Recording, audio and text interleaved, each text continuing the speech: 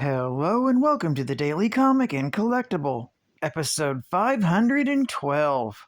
Now today, the collectible of the day is the Lego Group, Marvel Comics, Spidey and His Amazing Friends, Hulk vs. Rhino, Truck Showdown, Spider-Man Lego Block Set. The Lego Marvel Spidey and His Amazing Friends Hulk vs. Rhino Truck Showdown set puts you in the driver's seat as they race to save the day. Recreate scenes from the Disney Plus series as you help Spidey and the Hulk thwart Rhino's bank heist. Each monster truck has cool details.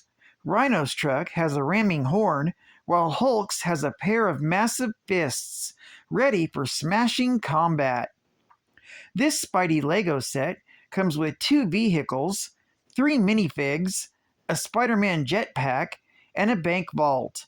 Plus, as the 2 monster cars clash, Spidey can fly in to trap Rhino with his huge web to save the day. The buildable Hulk vehicle has 2 interchangeable heads with different expressions.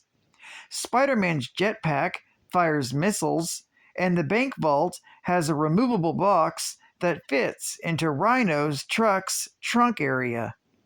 Hulk's truck measures 1.5 by 3 inches, and Rhino's measures 2 by 4 inches in size. Set comes with a genuine Lego Spidey, Hulk, and Rhino.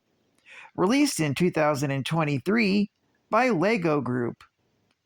Now, the comic of the day is Amazing Spider-Man, Volume 1, issue number 363, with a cover date of June 1992.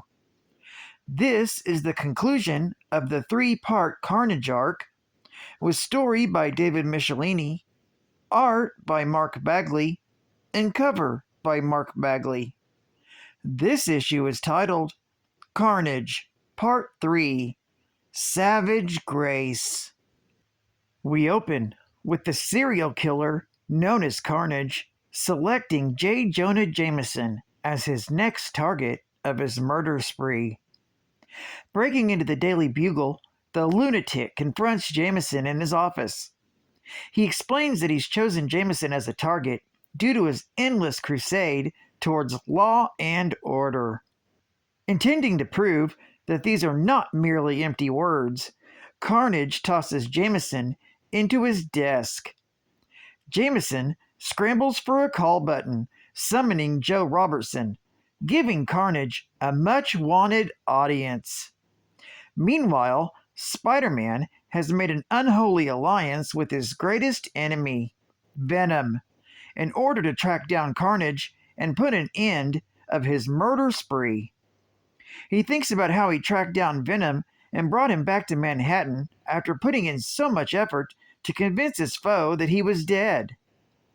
When the Wallcrawler suggests that they enlist the aid of the Avengers, Venom flat out refuses, intending to deal with Carnage on his own, much to Spider-Man's chagrin. While at the offices of the Daily Bugle, Joe Robertson has just finished telling police how Carnage absconded with J. Jonah Jameson. That is when Spider-Man and Venom arrive and promise to stop Carnage themselves. After learning that Carnage took Jameson to kill him before a larger audience, Spider-Man assures the police that Venom is needed to stop Carnage and that he takes full responsibility. Soon, the two are back on Carnage's trail. With the latest development, Joe Robertson orders that Jameson's obituary be updated in the event he doesn't survive the night. Spider-Man and Venom soon find a crowd of people who've gathered around a woman that Carnage shoved through a wall. Looking for clues, Venom is about to use violence to coax it out of the bystander. But Spider-Man spots a poster on the wall above the victim.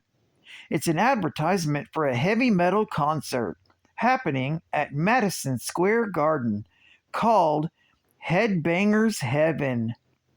Remembering what was said about Carnage seeking out a captive audience, the wallcrawler hopes that he's not wrong. Spider-Man's hunt proves right as Carnage arrives in the middle of the performance and kills his way on stage. Carnage begins inflaming the audience, preaching his message of anarchy and murder. The speech is interrupted by the arrival of Spider-Man and Venom. Venom leaps in and pulls Jameson to safety, but is smashed through the floor to the subway platform below. When Spider-Man joins the battle, his opening kick sends Carnage flailing through the hole in the floor as well. Carnage takes the opportunity to kill a number of commuters at random before fleeing down the tracks. When Venom tries to follow after him, he is stopped by a security guard. Before Venom can harm him, Spider-Man leaps in and stops him. Reminding Venom of their task, the pair follows Carnage down the subway tunnel. They catch up with Carnage, and in the ensuing battle, they knock the murderer onto the electrified third rail of the subway track. Unfortunately, the thousands of volts of electricity have no effect on Carnage, who escapes once again. Spider-Man and Venom follow Carnage back to Madison Square Garden, where they discover that their foe has strung up J. Jonah Jameson. When Spider-Man asks Jonah why he didn't escape, he's ambushed by Carnage, who explains that Jameson foolishly stopped to call in the situation to the Daily Bugle, making him easy to recapture the publisher. That's when Venom ambushes Carnage from behind, freeing Spider-Man. This also gives the Wallcrawler time to free Jameson. In doing so, Spider-Man spots the sound booth and leaps up into it. He then cranks up the sound and blasts the two combatants with deafening heavy metal music. This causes pain to both symbiotes. When Spider-Man offers to pull Eddie Brock to safety, he refuses, insisting that his symbiote is stronger than Carnage's. When Cletus Cassidy's symbiote is seemingly destroyed, he passes out from the pain. Spider-Man swings down and promises Venom he will shut off the speakers once he's certain it's safe. However, with Carnage defeated, Eddie Brock turns his strength against Spider-Man once more, willing to fight the pain in order to destroy his hated foe. Although Venom overpowers Spider-Man, he's blasted from behind by Mr. Fantastic and his sonic blaster. Fantastic and the Human Torch have arrived in the nick of time to lend assistance to Spider-Man. As it turns out, this was all pre-planned by Spider-Man in order to assure that Venom was recaptured in the end. Furious at this betrayal, Brock is even more convinced that Spider-Man is anything but innocent. Soon enough, soldiers from the vault have come to collect Venom, and explanations are being made all around. As usual, J. Jonah Jameson has heavy criticisms for Spider-Man, pointing out that someone like Captain America would have kept his word, no matter what. Furious, Spider-Man explains that Captain America would never have to rely on someone like Venom in the first place. He also points out that, unlike Captain America, he is just a man and he had to make the choice he made and live with it. Meanwhile, at the airport in Germany, an elderly couple are preparing for a flight to New York City. They are returning home after decades away and with their loved ones thinking them deceased. The woman in particular is concerned how it will alter the lives of their family forever. The woman looks at an issue of Now magazine that contains a photo taken by Peter Parker. She points out that Peter's life in particular will be the most impacted by their return. This story is continued in The Amazing Spider-Man, issue number 364. Geek fact: Spider-Man had tricked Venom into thinking the wall crawler was dead in Amazing Spider-Man, issue number 347, from May of 1991. This was just after Brock escaped from Riker's Island, leaving a symbiote spawn for Cletus Cassidy to take for his very own in Amazing Spider-Man, issue number 345, from March of that same year. Bonus geek fact: the pair at the ending appear to be Richard and Mary Parker.